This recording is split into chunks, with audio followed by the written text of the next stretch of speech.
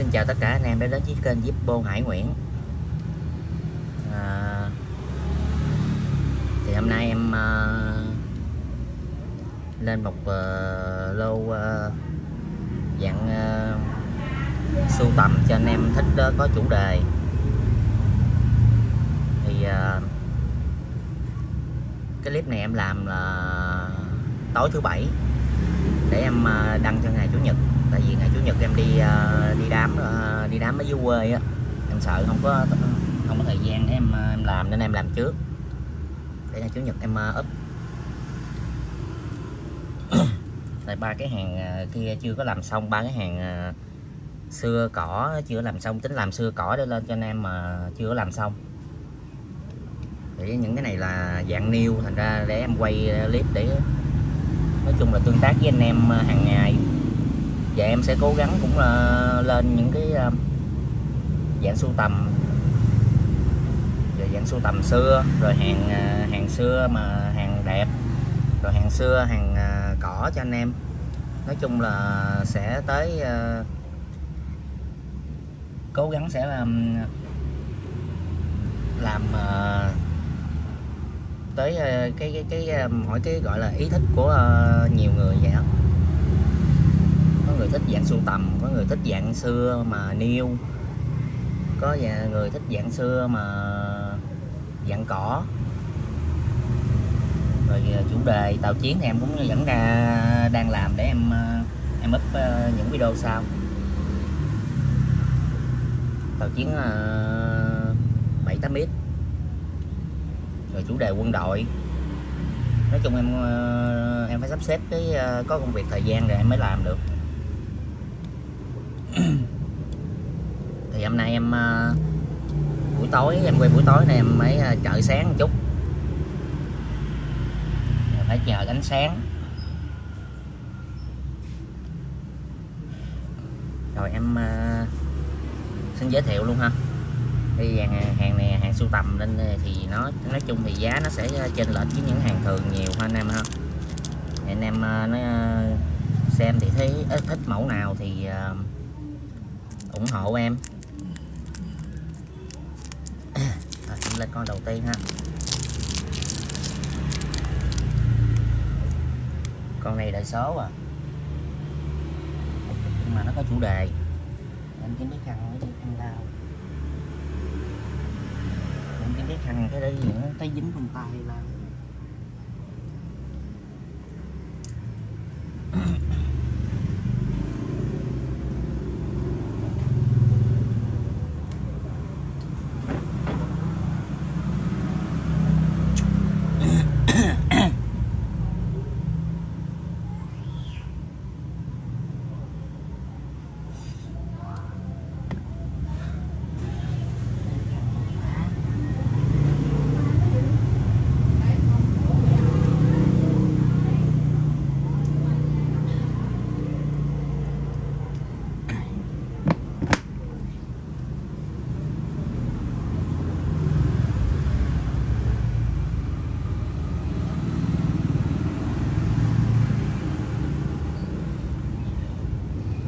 Rồi em lên con đầu tiên. Con này dòng chrome phay xước hai mặt ha. Nó còn tem này thì tem giấy nên em không có tháo, bây giờ tháo ra nó rách. Còn những con này là em lên là new nên em sẽ quay tổng thể cho nó nhanh ha. Còn hàng new thì anh em khỏi phải lo gì vấn đề mà nếu mà có cấn mớp hay là gọi là nó có tì vết chỗ nào đó, em sẽ đưa chỗ đó lên cho nó rõ cho anh em nhận định. Còn những hàng new thì em quay gọi là dạng quay tổng thể sơ thôi. Và con này em không bóc tem nha, con này sản xuất 202. Thì cái dòng đầu của đời số thì nó cũng như là La Mã rồi. Coi anh em coi cái lề cái này là nó như La Mã rồi chứ nhưng mà nó cũng lọt qua đời số thì nó có nó sẽ thấp hơn cái đời La Mã và nó cao hơn những cái đời số kia, đời số cao, tại vì nó dạng đời số thấp, nó có giá hơn. Thì con này là chủ đề của nó là tự nhiên quên mất tiêu rồi. Thời cựu chiến binh Hoa Kỳ, sản xuất 202, tình trạng niêu. Thì anh em nếu mà chốt á, yêu cầu em bóc tem ra để coi ruột trùng hay không á, thì em sẽ bóc. Và con này có giá là 750. Một chủ đề này cũng đáng chơi. Chủ đề này là in hấp nhiệt nha anh em, in hấp nhiệt nha. Còn khác ăn mòn thì nó sẽ cao hơn. Con này 750 ha.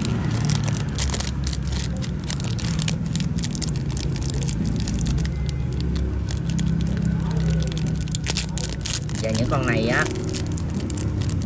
hiện là nó về không có bút. Con nào có bút thì em sẽ để bút, còn nó không có bút thì em sẽ tặng anh em một cái hộp thiết để bảo quản cho nó.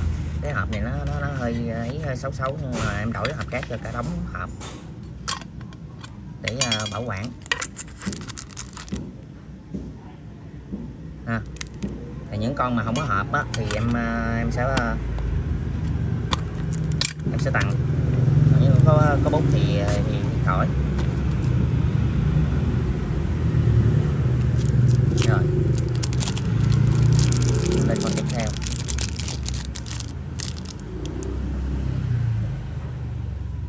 Con này sản xuất 99, đầu năm 99.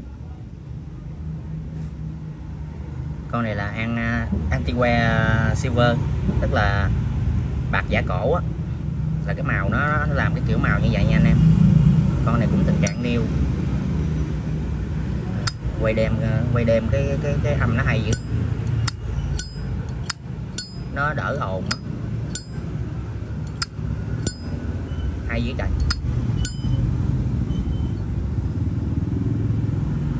Và con này vẫn còn kẹt đá ha, tình trạng nó niêu.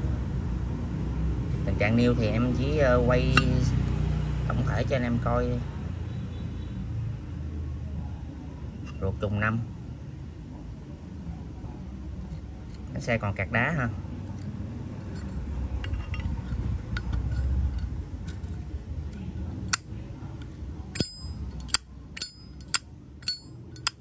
Tất cả zin chưa có xử lý gì ha nha anh em. Hàng niêu nha, hàng niêu em không có đụng chạm gì vô hết ha. Có hai âm nè.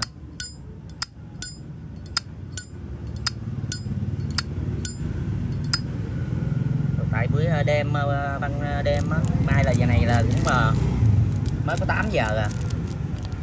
Bên em thì nó đường nó vắng, cũng chạy xa mầm nhưng mà nó đỡ. Buổi sáng thì ngay chợ thì nó làm rần.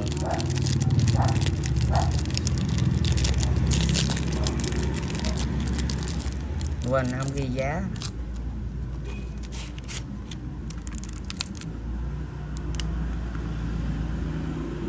Số 1 750k 202.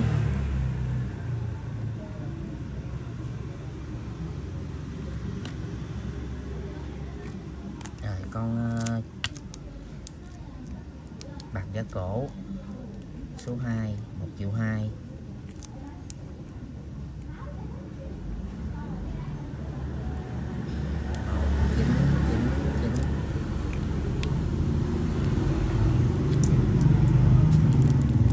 Cầm bên ngoài đẹp lắm, âm nó cũng hay nữa nha anh em, nghe tiếng âm nó hay á. Là chưa cân chỉnh là nguyên zin nha, hàng zin em hàng mới là em không có đụng chạm gì vô nó đó. Rồi em lên con thứ 3. Con này thì Antiquae Brass.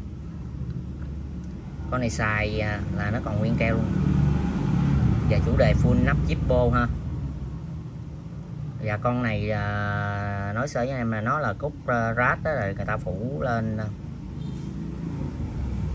mà kiểu làm giả cổ, phủ bên ngoài lớp keo. Sau này anh em xài tróc lớp keo này anh em có thể đánh nó bay là nó ra rát ha. Còn cái con này á, là nó cốt rơm rồi nó mạ, nó làm một lớp Antiquae Silver lên.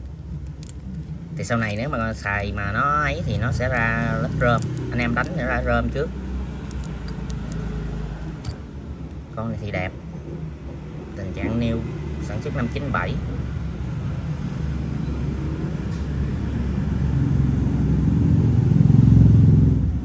Đàn niêu thì bao không lỗi lầm gì ha anh em ha. Những con có tem thì em không có bóc ra được. Còn bụi tùm lum, con này cũng kẹt đá nè.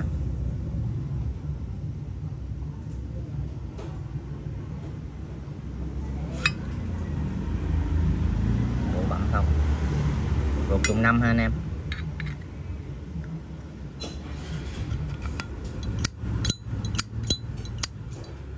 Con này thì hộp âm ống hay bằng con bạc giả cổ, nhưng mà nó có được cái chủ đề full nắp luôn. Con này thì 1.4 triệu.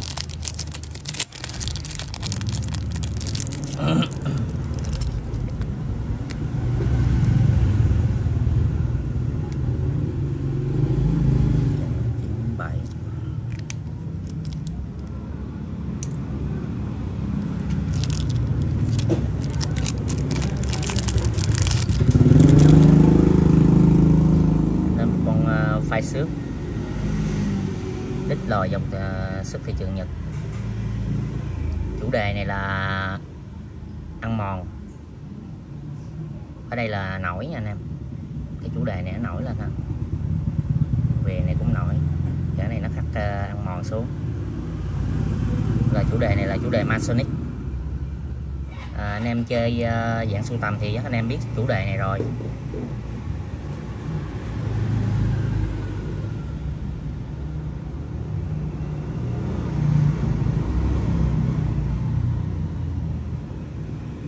Còn anh em nào chưa biết thì cứ lên Google á thì tìm hiểu thêm. Chà, con này hay dữ vậy.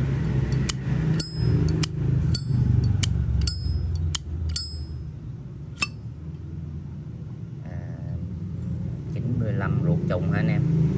Con này có xước bùng đốt chút xíu, nhưng mà tình trạng nó là chưa lên lửa nha anh em, chưa chăm xăng ha. Cái ấy nó cũng xước chút, nó cà bùng đốt, nó cà bùng đốt chút. Tình trạng này cũng niêu nha.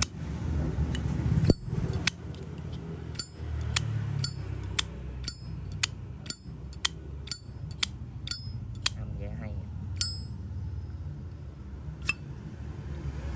ốc này cứng quá chứ để chỉnh con ốc lại chút xíu là nó hay.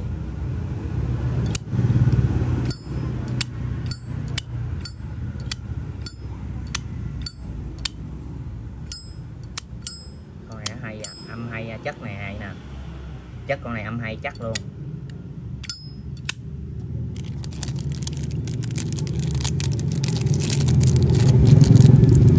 Con này số 4 1.2 1995.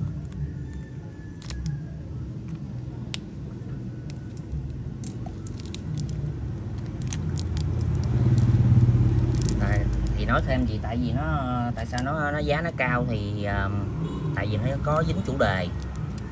Chứ còn những cái con niêu mà trơn hay là chủ đề mà không liên quan gì để thấy nó gọi là chủ đề tùm lum tùm la thì cái giá nó cũng không có cao như anh em. Thường trơn thì cũng cỡ chừng 850, 950 tới 1 triệu à. Những cái con La Mã mà niêu á, niêu thì cũng là nó cũng tùy, ví dụ như nó có chủ đề khách ăn mòn rồi này nọ, nó thì nó không có cao. Tại vì những cái chủ đề này nó nói chung là chủ đề này người ta dân sưu tầm người ta cũng có chơi nhiều, thành ra cái giá nó cao thôi.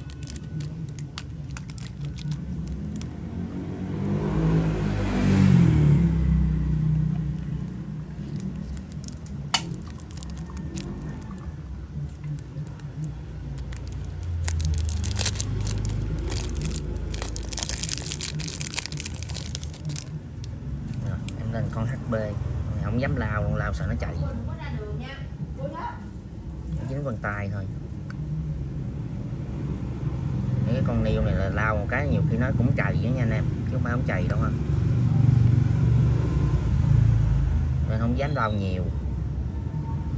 Nó hơi xước xước mà anh em thấy không, lao qua cái nó thấy không, dòng HB này nó dễ xước,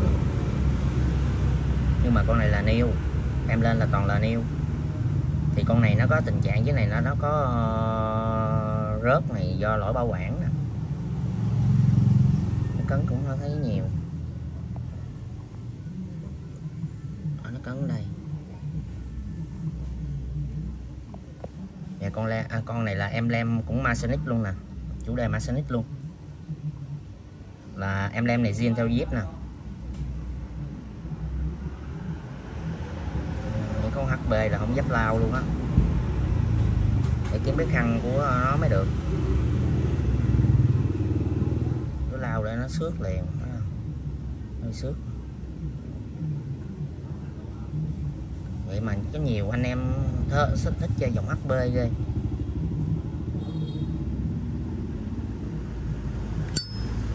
Con này âm cũng hay nữa.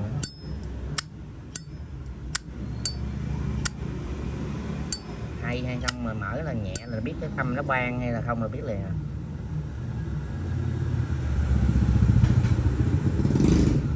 Tình trạng nêu luôn anh em. Con này sản xuất 93, ruột mờ mọc giai đoạn nè.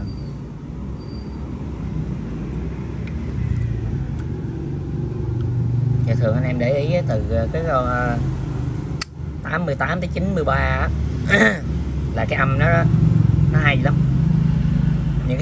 Những cái năm đó âm nó hay lắm. Âm hay tự nhiên là kiểu nó có chất âm á.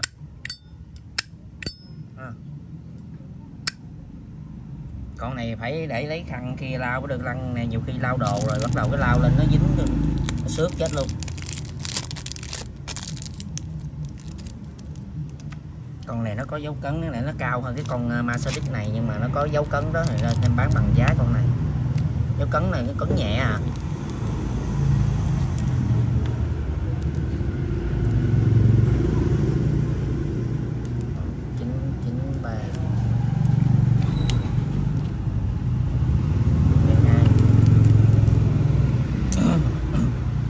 Rồi em lên một cái mới có cái con Zippo full book này. Cái dòng này là nó làm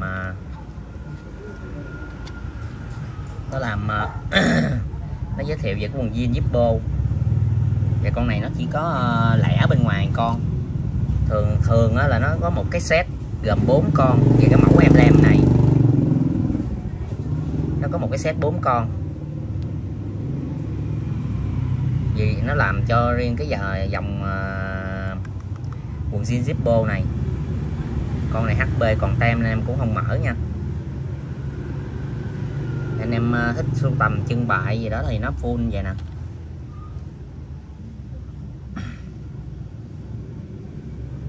Nó full vậy nè.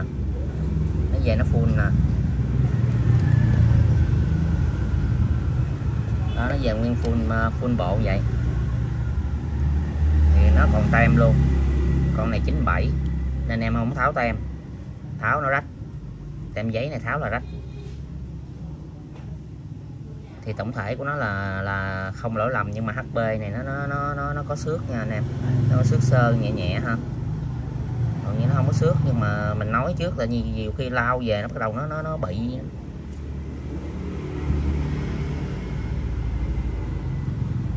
Đây có xước nè. Xước này keo dính gì á. Thì con này em giao lưu là 1.200.000 luôn.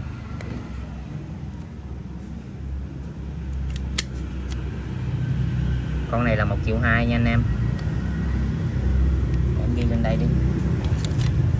Ghi lên đây chùi ra không sao.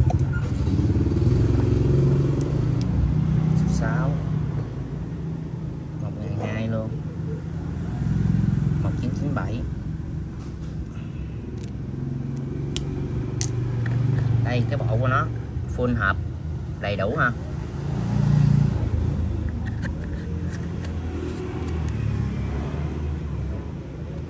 Rồi lên con này có bút, những con không có bút thì con này là camo. Camo 95.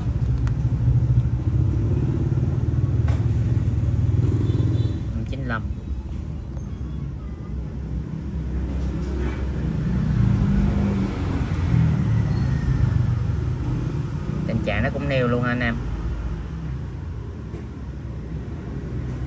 Nếu em quay tổng thể thôi, chỗ nào mà nó lỗi lầm gì đó thì em, cái này nó có xước, không phải là xước nhưng mà nó là gọi là nó hơi phạm vô cái phạm nhẹ vô cái lớp sơn.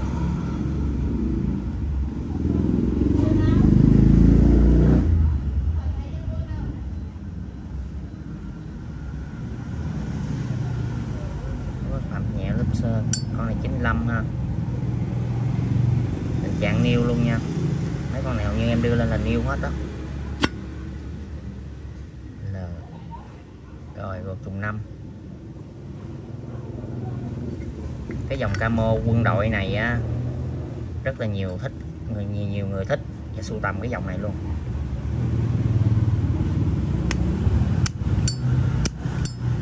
Anh em nghe này, con này nó cũng có âm nè. Nếu mà xả lớp sơn là nó có âm, có sơn dày mà nó ra cái tiếng này vậy.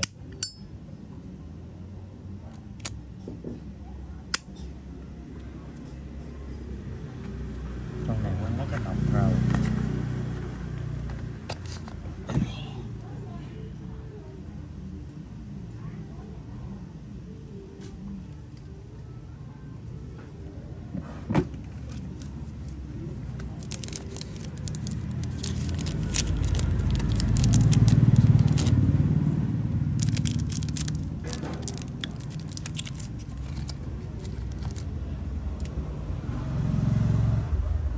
Năm 6 7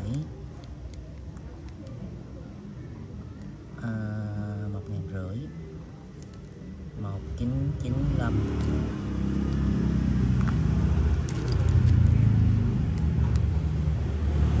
Con đời số con là em đã bán 1 triệu rồi đó. Còn dòng La Mã thì nó cao giá hơn nhiều. Rồi em lên một con full book, full hộp. Con này là Brad, solid Brad là giấy tờ đầy đủ ha. Hộp full hộp ha. Con này nó dày này. Và con này cũng còn tem nên em không xé nha. Con này sản xuất năm 95. Kỷ niệm đường đua 400 pizza. Em lem zin ha.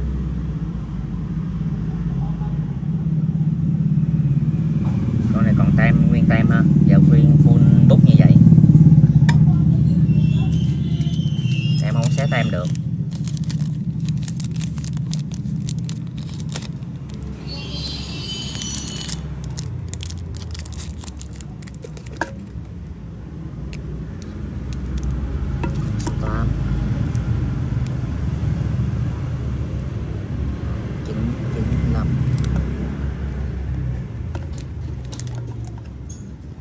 Con này 2 triệu nha nè.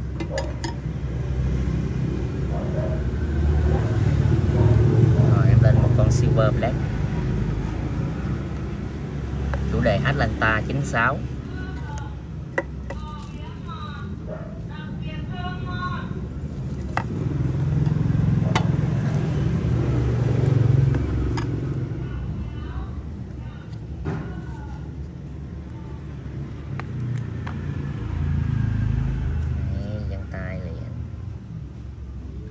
Vẫn còn tem luôn ha. Silver Black cũng kiểu là nó mạ bạc dày á nè. Còn những cái con này thì nó mạ, và những con sức nhật đó thì nó lớp bạc nó không bằng cái lớp bạc của mộc Silver Black này.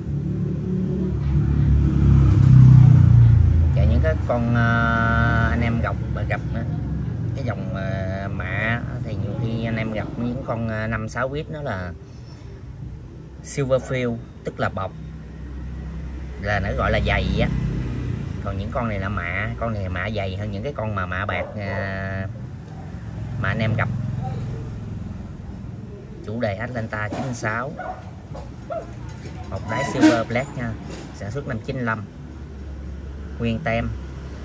Thì những cái này là em không có tháo được, anh em thông cảm ha.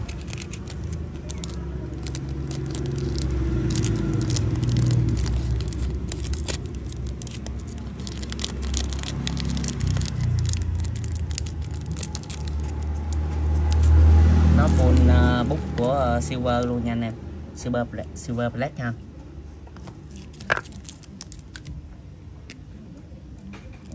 Chín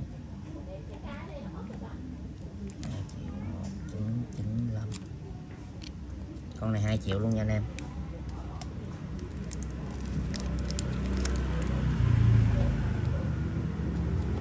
Rồi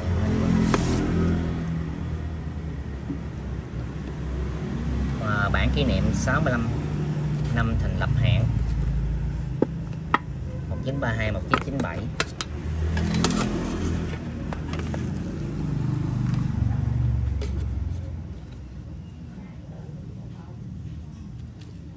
Sổ sách đầy đủ.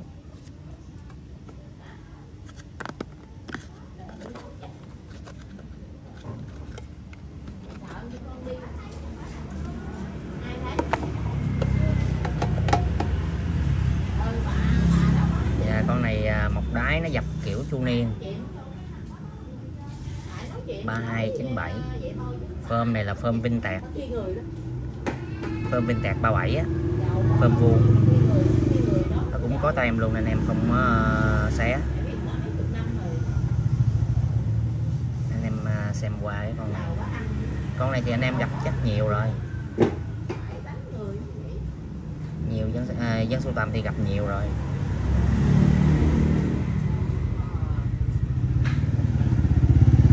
Chán nêu mà đây có xước thì không dính keo. Mấy con này phải kỹ mới được. Chùi hồi nó chạy gì nữa.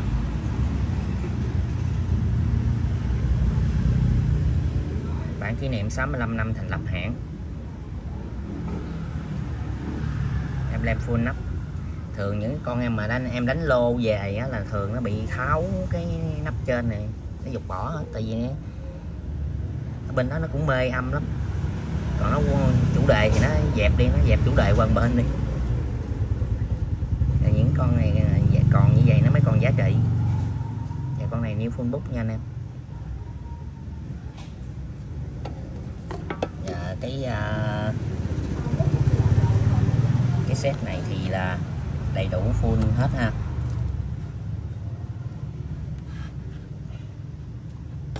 Đầy đủ full hết.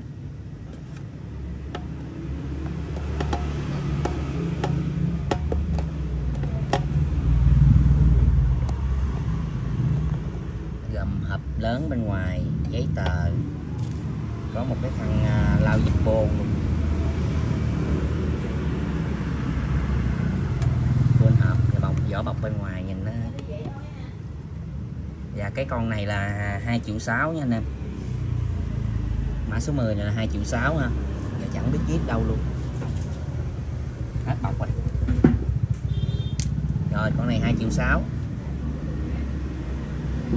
Rồi em xin xuống video ở đây để về thứ hai về tranh thủ làm đồ để lên video cho anh em. Hôm nay là quay của ngày thứ bảy, tối thứ bảy để mà lên đăng ngày chủ nhật cho anh em. Tại vì chủ nhật em đi đám anh em không có nhà, em không có làm đồ để em đăng lên, em lựa ra những hàng sưu tầm cho nó nhanh gọn lẹ. Rồi em xin xuống video ở đây ha. Anh em xem video chưa đăng ký thì cho em xin một lượt đăng ký ha. Rồi em xin chân thành cảm ơn anh em. Và chúc anh em có một ngày Chủ nhật bình an và hạnh phúc. Xin chào.